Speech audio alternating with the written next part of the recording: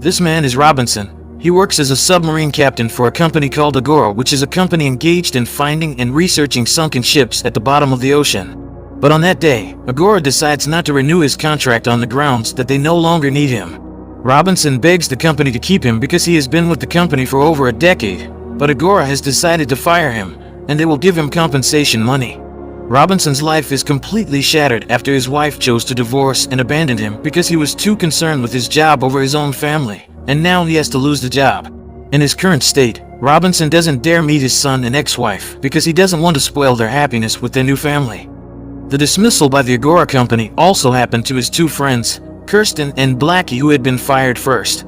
They meet at a cafe to discuss the dismissal and try to find a new job. Kirsten informs them that a year before he was fired, he had been assigned to the Black Sea and that they found something at a depth of 90 meters, which they believed to be the wreck of a Nazi submarine that sank on the high seas between Georgia and Russia during World War II. There is a rumor that the submarine was carrying a cargo of gold worth millions of dollars, but Agora was unable to find the treasure due to territorial disputes after the wars between Russia and Georgia broke out. Kirsten tries to convince Robinson and Blackie to find the gold together so that their lives will be better and they will be rich. Robinson and Blackie are intrigued by the idea, and the next day they meet a wealthy businessman named Lewis who was introduced by Kirsten and their old friend named Daniel, but Kirsten himself doesn't come because he is sick. They hope Lewis can fund their expedition to find the Nazi submarine. Robinson asks for $180,000, and they will use the money to get a submarine and recruit several people with a composition of half British and half Russian because they will buy submarines made by the Soviet Union. On the other hand, the Russians definitely know more about the Black Sea. Lewis agrees to fund the expedition, but with an agreement that he will get 40% if the gold is worth under $4 million, and 20% if it is worth more than $4 million. Robinson agrees with the agreement, and afterward, he immediately begins to recruit his friends with their respective skills to form a great team. When Robinson has recruited every crew to be part of his team, Kirsten suddenly disappears and never comes back or gives any news to him. Then Robinson meets a teenager named Tobin who is waiting for him at his apartment and claims to be Kirsten's friend. He informs Robinson that Kirsten had committed suicide due to depression and his illness. Robinson is shocked by the news, and he has no other choice but to bring in Tobin to replace Kirsten. When they arrive at the port, they are very surprised because the submarine they bought is an old submarine and looks like a submarine wreck. When Robinson goes to Palka, he finds 3 submarine escape suits, but he chooses not to tell anyone about the escape suit. The expedition finally starts, and this expedition is very risky because they have to keep diving underwater, and they are forced to turn off the radio to avoid the Russian Navy in the Black Sea. Then Robinson tells all his crew that if they manage to discover the Nazi treasure, everyone will receive an equal share of the 60% gold. Some people disagree with the division because they think it is really unfair and everyone should get a share according to their expertise. Back to your posts. The Russian crew also sees Tobin as a bad sign because they believe Tobin is a virgin and has no experience. Tobin always stares at a photo on his phone, which makes Robinson curious and asks what he is looking at. Tobin shows the photo and tells Robinson that he will soon be a father because his girlfriend is pregnant with his child. A few days later, a dispute between them begins to arise when a troublemaker named Fraser deliberately spills the dishes made by the Russian crew who served as their chef. Blackie, who serves as a translator between them, informs Robinson about the dispute that the British don't agree with the division that he made and they want more. Shortly after, another fight breaks out between Giddens and the Russian chef. It turns out that the two of them have made a bet, and Giddens has used their radio without Robinson's permission to find out whose number came out as the winner of the bet. Robinson is furious and immediately destroys the radio, which is their only hope if the submarine sinks. Then Robinson makes it clear to all his crew that everyone will get an equal share, and he orders anyone who disagrees with the division he has made to get off the submarine immediately. Everyone is silent and finally returns to their respective posts. However, Fraser looks very upset and takes out his knife. Meanwhile, Tobin is assigned to help a Russian crew named Zaitsev fix a leak, but he forgets where to turn the handle and causes a new leak that hits Zaitsev in the face. Blackie scolds him for his carelessness and tells him to be careful. However, Fraser then comes and tries to defend Tobin. Blackie tries to explain what actually happened and tells Fraser that he is giving advice to Tobin, but unexpectedly, Fraser instead stabs Blackie with his knife. What have you done? Blackie falls down and accidentally drops oil into the engine that is being repaired by Zaitsev, causing a huge explosion and the submarine to fall down to the bottom of the ocean.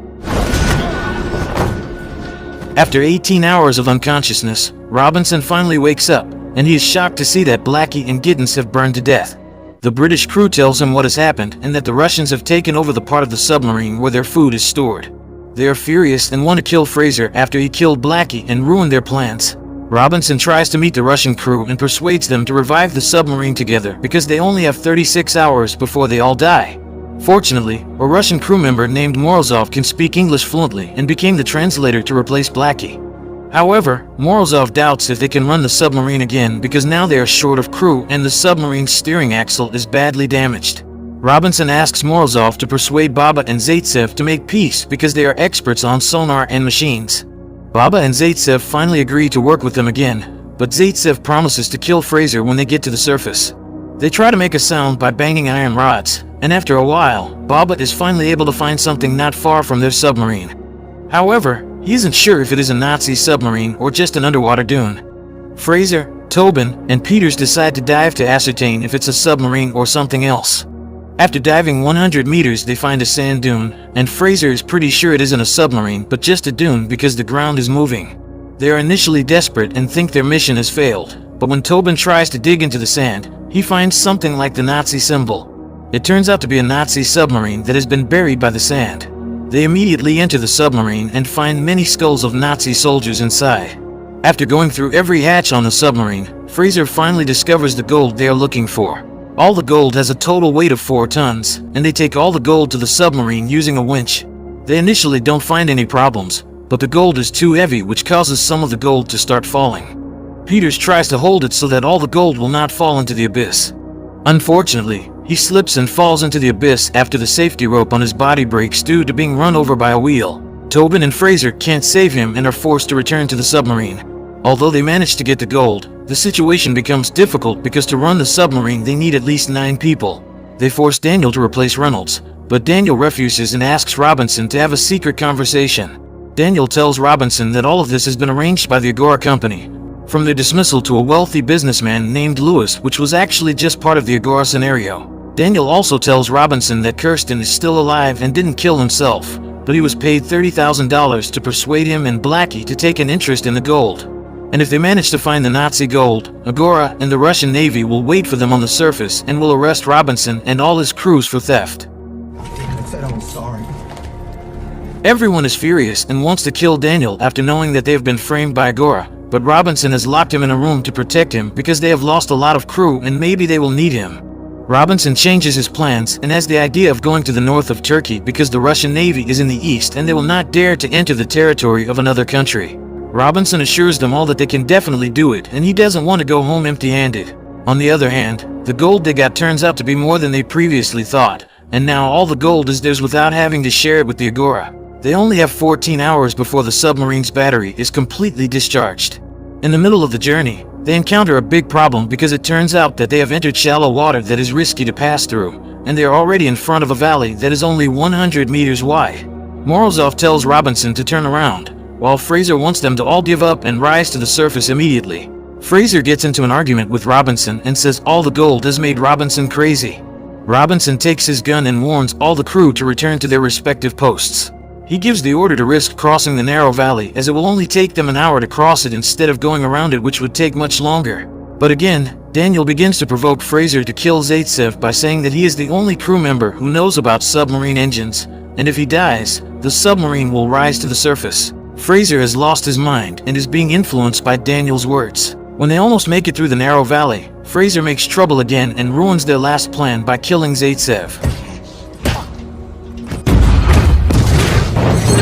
All the engines stop running instantly, and none of the crew can run the submarine's engines. Daniel tells Robinson that Zaitsev has died after his head hit something, but Robinson believes that Daniel and Fraser have killed him. He really wants to kill Daniel, but he has no other choice but to let him live because he has lost a lot of crew. One of the crew tries to repair the engine, but he fails to do so and instead causes a huge explosion that sends the submarine back to the bottom of the sea. What's happening? The submarine has a severe leak because it is no longer able to withstand the high pressure on the seabed.